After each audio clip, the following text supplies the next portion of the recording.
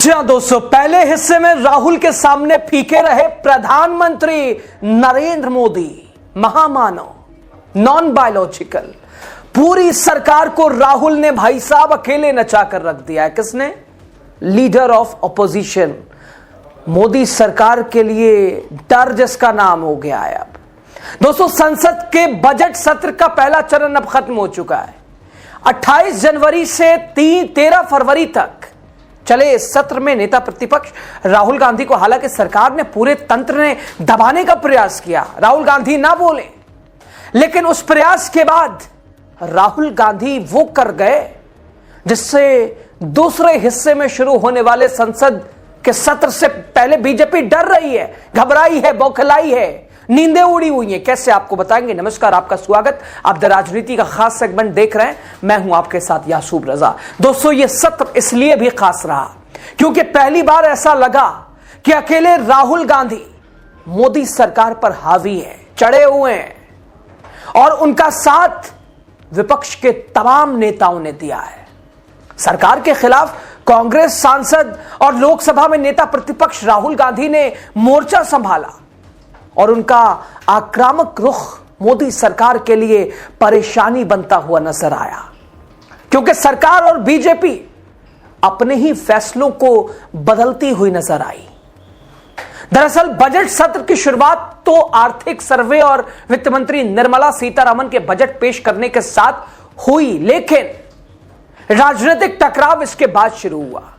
लोकसभा में राष्ट्रपति के अभिभाषण पर धन्यवाद प्रस्ताव पर चर्चा के दौरान बीजेपी सांसद तेजस्वी सूर्या ने कांग्रेस की पिछली सरकारों पर कई गंभीर आरोप लगाए।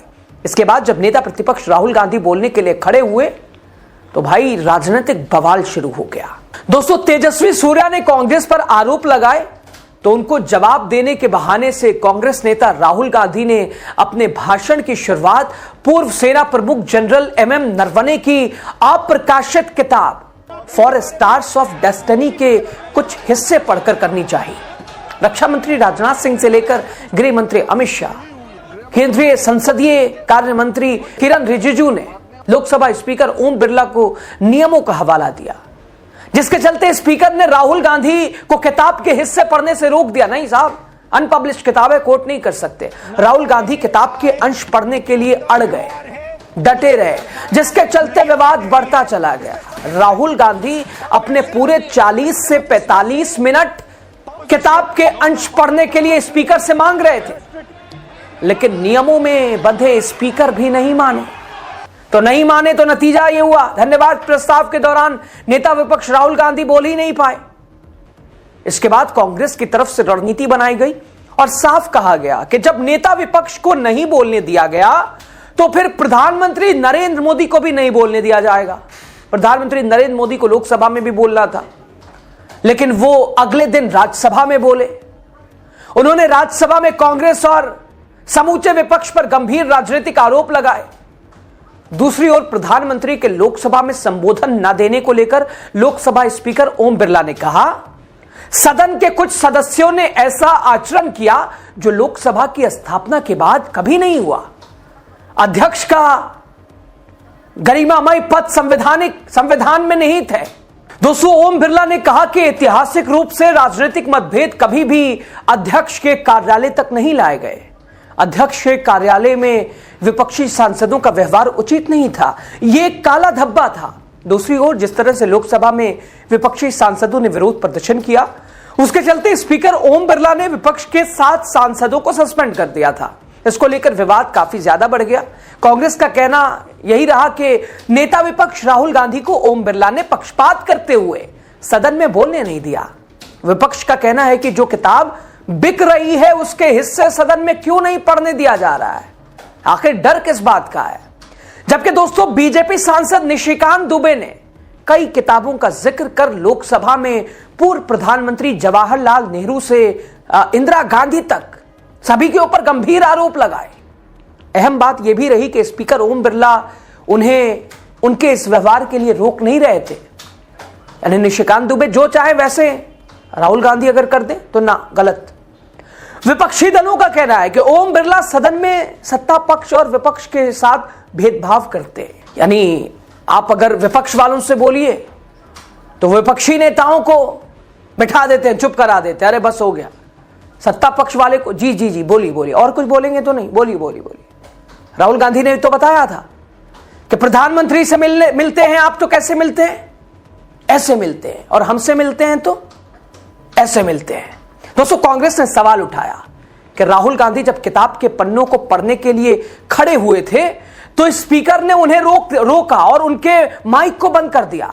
दूसरी ओर निशिकांत दुबे जब बोल रहे थे तो स्पीकर उन्हें रोक तो रहे थे, लेकिन उनका माइक बंद नहीं था। नतीजा यह रहा कि राहुल गांधी की कांग्रेस ने लोकसभा स्पीकर ओम बिरला को हटाने की बात कह दी और उनके 118 सांसदों ने हस्ताक्षर वाला रिमूवल मोशन पेश कर दिया। इसके जरिए सीधे तौर पर राहुल गांधी ने स्पीकर और मोदी सरकार को चुनौती दी है। राहुल जिस दिन लोकसभा में बोल नहीं पाए थे, उसी रात काफी वक्त से लंबित भारत अमेरिका व्यापारिक समझौते का ऐलान हो गया। इसके बाद नरवणे की किताब को लेकर आक्रामक रहे राहुल गांधी ने ट्रेड डील पर भी मोदी सरकार पर हमला बोलना शुरू कर दिया। कई दिनों के सत्ता पक्ष और विपक्ष के टकराव के बाद जब बजट पर सहमति बनी तो लोकसभा में बजट पर बोलने के लिए राहुल गांधी भी खड़े हुए।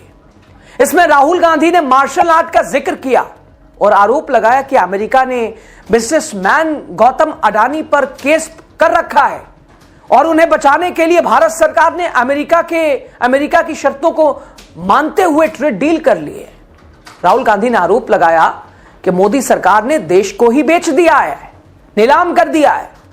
उन्होंने कहा कि भारत सरकार तेल खरीदने की पॉलिसी अमेरिका की शर्तों पर क्यों तय कर रही है। इसे लेकर वित्त मंत्री निर्मला सीतारमण से लेकर संसदीय कार्य मंत्री किरण रिजिजू ने जवाब दिया, लेकिन उनके जवाब से ज्यादा चर्चा राहुल गांधी के आरोपों की हो रही है। बजट पर चर्चा के दौरान ही राहुल गांधी ने केंद्रीय मंत्री हरदीप सिंह पुरी पर एप्स्टीन फाइल्स को लेकर गंभीर आरोप लगाए। उन्होंने कहा कि हरदीप पुरी और अनिल अंबानी का नाम अमेरिका न्याय विभाग की जेफरी एप्स्टीन से जुड़ी फाइलों में मौजूद है।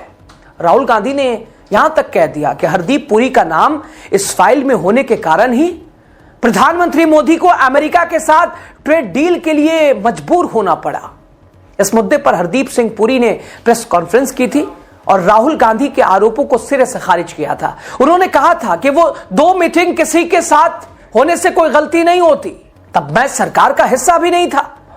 राहुल गांधी की आलोचना करते हुए उन्होंने कहा कि वो राई का पहाड़ बना रहे हैं। दोस्तों, बजट सत्र के पहले हिस्से के दौरान लगातार मोदी सरकार पर राहुल गांधी ने गंभीर आरोप लगाए, चढ़ाई की, रेलाई की एवं नरवणे की अप्रकाशित किताब को लेकर बवाल के बीच दिल्ली पुलिस के स्पेशल सेल ने क्रिमिनल कॉन्स्पेरेंसी की धाराओं में केस दर्ज किया। बीजेपी दावा कर रही है कि राहुल गांधी बेवजह का मुद्दा बना रहे हैं। बजट सत्र के दौरान राहुल गांधी के आरोपों का सरकार की तरफ से जवाब भी दिया गया, लेकिन चर्चा में राहुल गांधी ही रहे। दोस्तों, इतना ही नहीं, जब राहुल गांधी पर किरण रिजिजू ने संसद के अंदर झूठ बोलने का आरोप लगाया तो उसके बाद मीडिया में बात करते हुए उन्होंने यह भी कहा कि लोकसभा में राहुल गांधी के खिलाफ विशेषाधिकार हनन का प्रस्ताव भी लाएंगे। शाम होते होते कहा गया कि विशेषाधिकार हनन का प्रस्ताव सरकार की तरफ से नहीं लाया जाएगा, यानी खड़े कर दिए हाथ। इसके बाद यह नजर आया कि सरकार राहुल गांधी के खिलाफ कोई भी कार्रवाई करने में हिचक रही है, घबरा रही है। लेकिन दोस्तों, फिर अगले ही दिन बीजेपी सांसद निशिकांत दुबे ने राहुल गांधी के खिलाफ लोकसभा में सबसेंसिटिव मोशन पेश किया। निशिकांत दुबे ने राहुल पर देश को गुमराह करने का आरोप लगाया। दुबे ने राहुल की सांसद सदस्यता खत्म करने और चुनाव लड़ने पर लाइफ टाइम बैन लगाने की भी मांग कर डाली।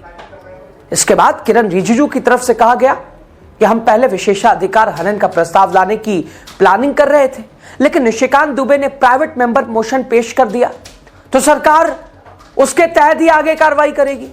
मतलब यह कि सरकार राहुल गांधी के खिलाफ किसी भी एक्शन में बैकफुट पर नजर आ रही है। राहुल के आरोपों को काउंटर किया जा रहा है, लेकिन सरकार के जवाबों से ज्यादा चर्चा राहुल गांधी के सवालों की है, जिसके चलते पूरे संसद सत्र में राहुल गांधी ने देश की राजनीति का एजेंडा सेट किया। जो मोदी सरकार ऑफेंसिव कदमों के लिए जानी जाती थी, वो पूरे संसद सत्र में डिफेंसिव ही नजर आई। इसके चलते ही सवाल ये उठ रहे हैं कि क्या मोदी सरकार राहुल के खिलाफ सियासी टकराव में पिछड़ रही है? क्या राहुल की भूमिका और राहुल की लोकप्रियता प्रधानमंत्री नरेंद्र मोदी के सामने, नरेंद्र मोदी की फीकी पड़ गई है राहुल के सामने। क्या राहुल हावी हो गए हैं? क्या लीडर ऑफ ऑपोजिशन अब उस पड़ाव की तरफ बढ़ चुके हैं जो कि आधे से ज्यादा लोगों का सपना है, प्रधानमंत्री वाली कुर्सी? और क्या बैकफुट पर है बीजेपी सरकार? राहुल में गजब तरह का जो, यानी बीजेपी ने पप्पू बनाने की कोशिश की, उस पप्पू ने ही भाई साहब गजब तरह से रिलाई की है।